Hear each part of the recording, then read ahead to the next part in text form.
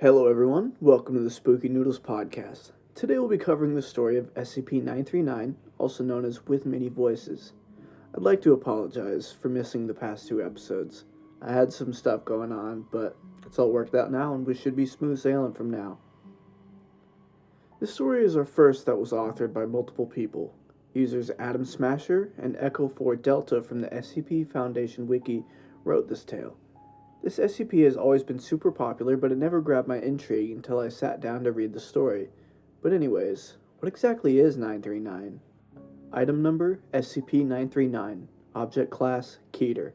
Special containment procedures, 939-1-3-19-53-89-96-98-99 and -109 are kept in cell 1163A or 1163B, 10 meters by 10 meters by 3 meter containment chambers within armed biocontainment area 14.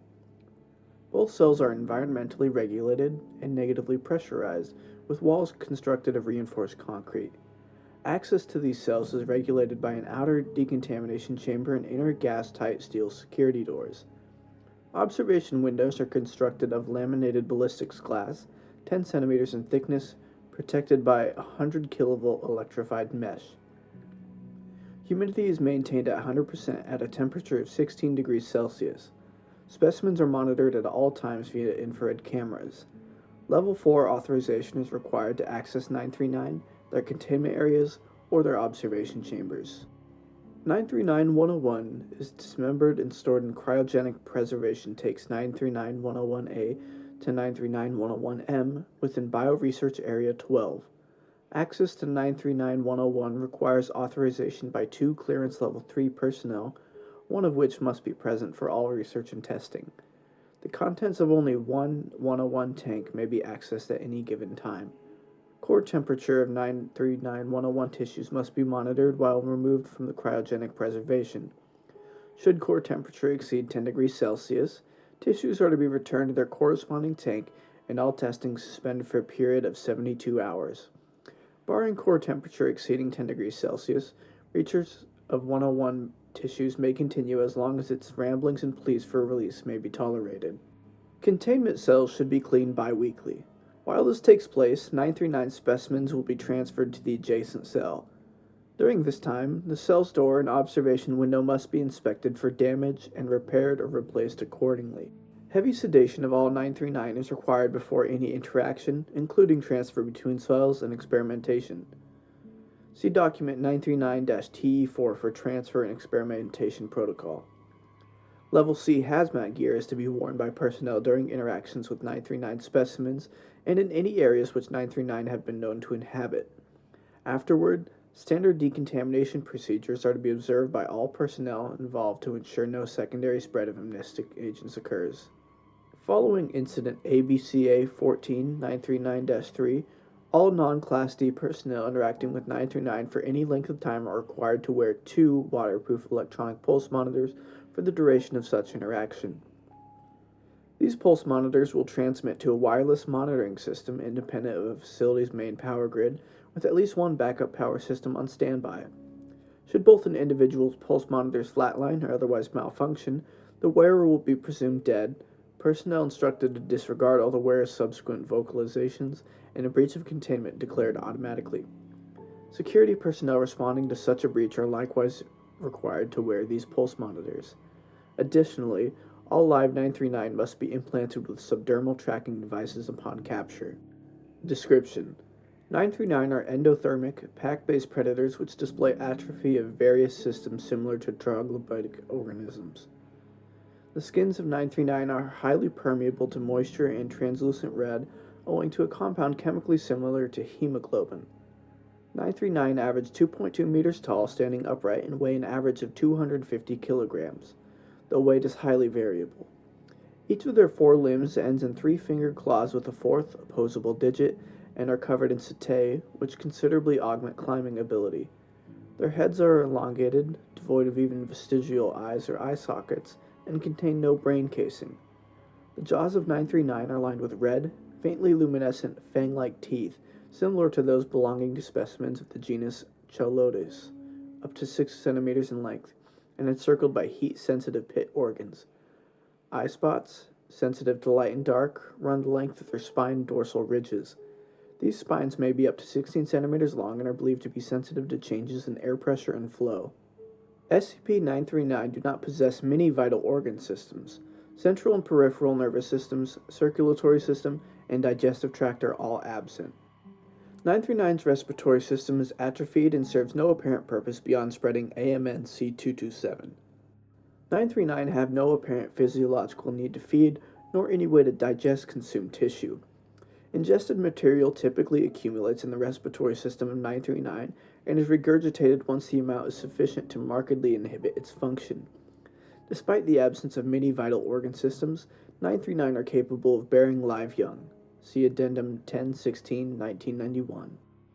939's primary method of luring prey is the imitation of human speech in the voices of prior victims, though imitation of other species in active nocturnal hunts have been documented. 939's vocalizations often imply significant distress. Whether 939 understand their vocalizations or are repeating previously heard phrases is the subject of ongoing study. How 939 acquire voices is not currently understood. Specimens have been documented imitating victims despite never hearing the victims speak.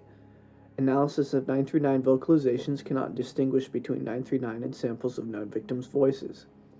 The use of biometric voice recognition, security, or identification systems at any installation housing 939 is strongly discouraged for this reason. Prey is usually killed with a single bite to the cranium or neck. Bite forces have been measured in excess of 35 MPa.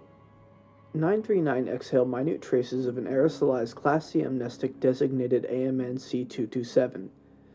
C227 causes temporary and terrograde amnesia, inhibiting memory formation for the duration of exposure, plus an average of 30 minutes. It is colorless, odorless, and tasteless. An estimated ECT50 for inhalation of 0.0015 milligrams per minute per meter cubed in well-ventilated or open-air environments, risk of exposure to ECT50 is greatly reduced but not negligible. C227 is typically undetectable in the bloodstream 60 minutes following cessation of exposure. Reported sensations of disorientation and mild hallucinations immediately following removal from environments saturated with the agent are similar to recreational use of numerous psychoactive substances and easily mistaken as such. Note 03-23-2005. This report pertains to morphology alpha. For information regarding morphology beta, see Experiment Log 914, AMTF New 7 After Action Report. Addendum 1114-1981. A log of radio traffic between capture teams during initial contact with SCP-939 is available here. Addendum 0629-1987. Preliminary research into C227 suggests potential use as a general-purpose amnestic. Methods of mass-producing the agent, as well as possible adverse effects, are being investigated at Biocontainment in Research Site 06. Addendum 09-20-1991. Containment of 939 specimens has been compromised following a Silent Night breach scenario at Biocontainment in Research Site 06. Nearby civilian settlements have been evacuated on the pretense of a coming storm. Recovery teams have been deployed to the area. Addendum 10-16-1991. In light of this, all interaction with 939 from September 8th to October 7th in the Northern Hemisphere or March 6th to April 4th in the Southern Hemisphere is strictly forbidden. No male specimens of 939 have yet been identified. Contain a Class B amnestic. Addendum 2-20-1992. Effective immediately, use of C227 as amnestic is suspended indefinitely. Consult Incident Report AMN C227-939 for further information. SCP-939 are one of the creepier SCPs. I love their gimmick, and I really love that apart from their size and ability, they feel like they could be a real species of reptile. One thing I don't love is the dialect used in the story. Way too much fancy stuff is going on and it confuses me a little bit. It is also terrifying that there are so many of them. If you enjoyed this analysis, please consider sticking around for more. Next Sunday we will be covering the story of a beast that haunts the countryside of eastern England. Our sources are linked in the show notes. If you've got any suggestions or tips for our future episodes, please contact us at our email spookynoodlespod@gmail.com or at our Twitter @SpookyNoodles. Your feedback is greatly appreciated. Make sure to keep your taste for horror alive by watching the next episode of Spooky Noodles on Apple, Spotify, Amazon, or YouTube. Thank you for listening.